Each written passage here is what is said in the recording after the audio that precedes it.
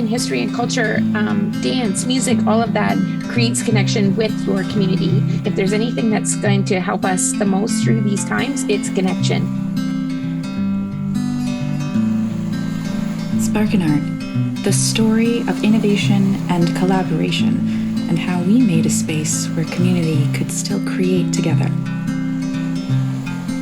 The land and waters of the Gichigami, or Great Lakes, inspires our studio to connect and reconnect to the artistic impulses around them.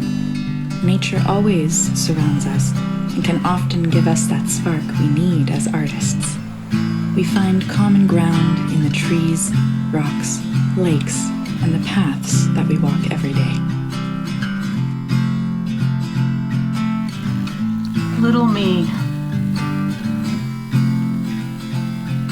Little me likes to have fun and likes to play with toys.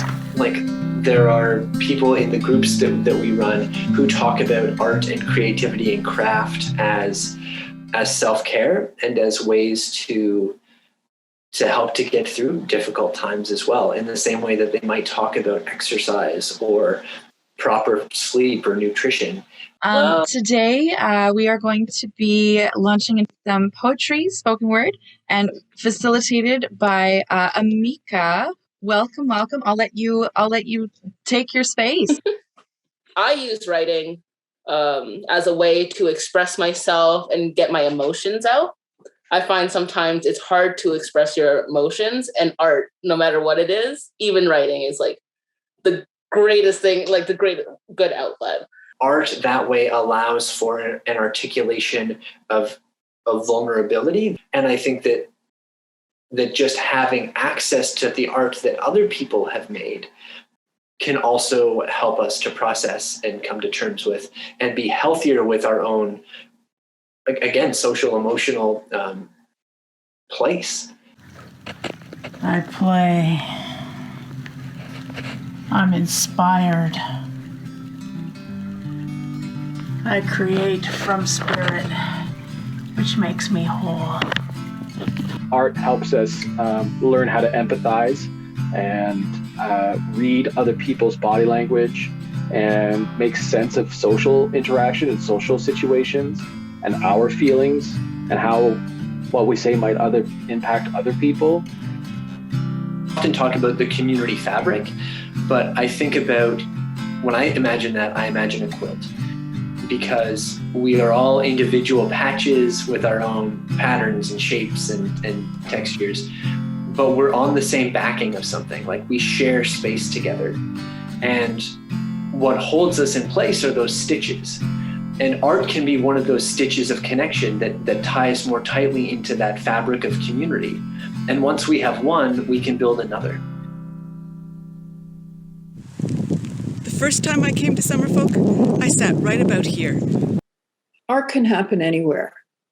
It doesn't have to happen in a gallery or a theater or a special place. It can happen in a living room. It can happen in your basement. It can happen outside on somebody's lawn. It can be in a park or a community building or where, it doesn't matter. What's amazing is when you build things, people come. And that's what art does. It builds a space. It builds a message. It builds hope. It builds identity. The second time, I sat right about here with friends who were working with one of the bands.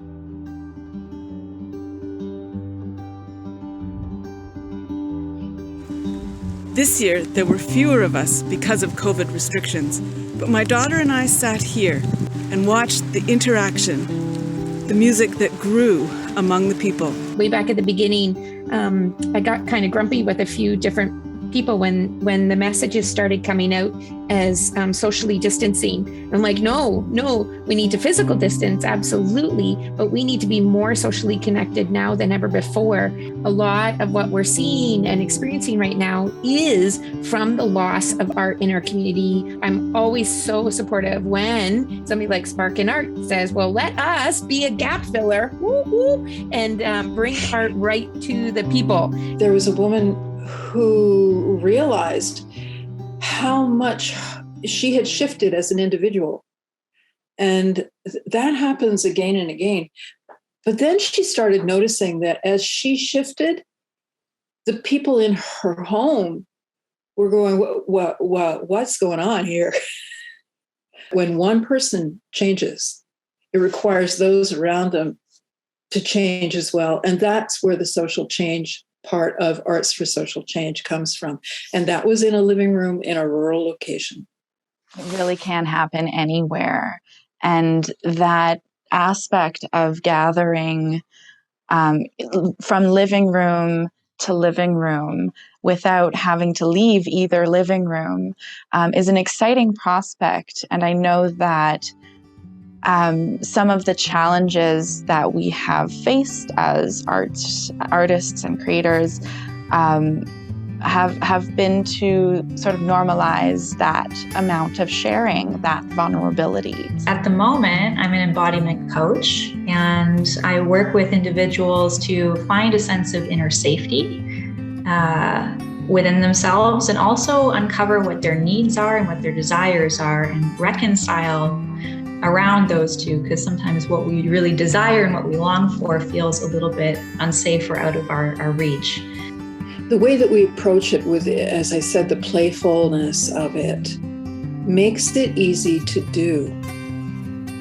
And all of those aha moments that happen within the creation of work, that was really easy to do because it was done in a game. It was done in an improvisation. It was done in a way that was fun.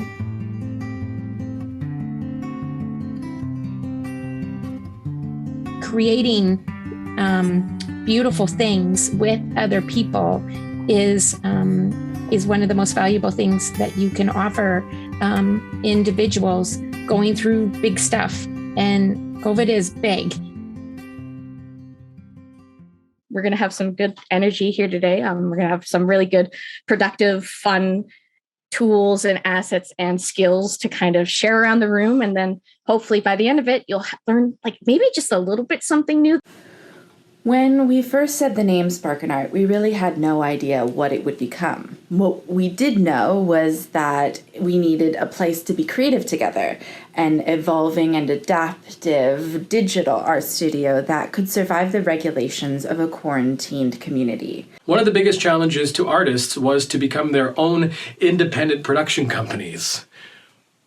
We gathered online, and we strengthened our team in order to turn our digital dream into a reality. When you guys brought it virtually and you were able to run all these workshops and include people from all over the place, from all different backgrounds and skill levels, and it was just incredible. It's getting deeper, darker. It feels like midnight, although the sun is shining. It's calm, serene, forgetting everything, but it's okay. The hug gets stronger and the midnight changes, becoming lighter like the sun is starting to rise. Reach for it, grab it, home.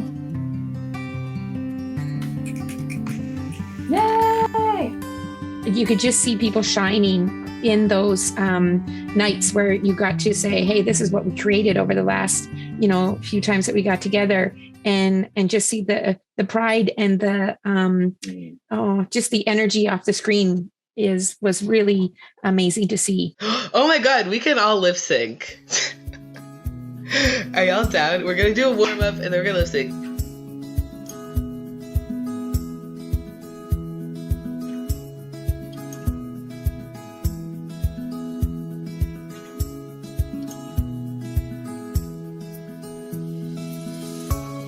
We do want to feel vulnerable. We do want to push ourselves to a point where that discomfort sits in, because that's where we can learn the most about relating our experience with another person's.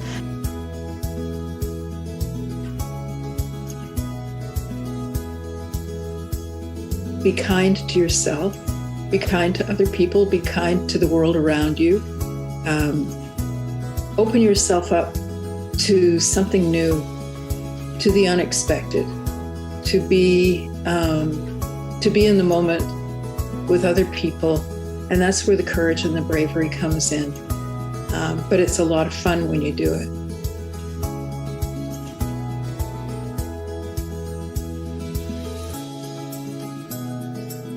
One of the fun things about this project is that now our participants are meeting each other outside of the digital space and connecting instead of the opposite way around. So it just goes to show that we can make a digital space, an online space, feel connected so that rural artists don't feel isolated and that they can form groups, create art, involve themselves in their community.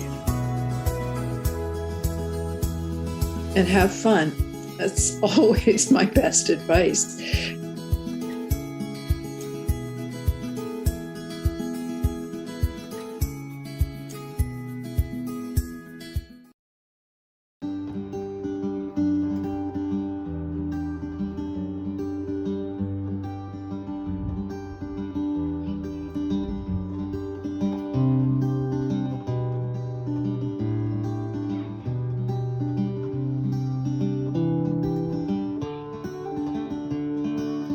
Whippoorwill that sings us good night. That Lake Huron sky is twice as bright. Moon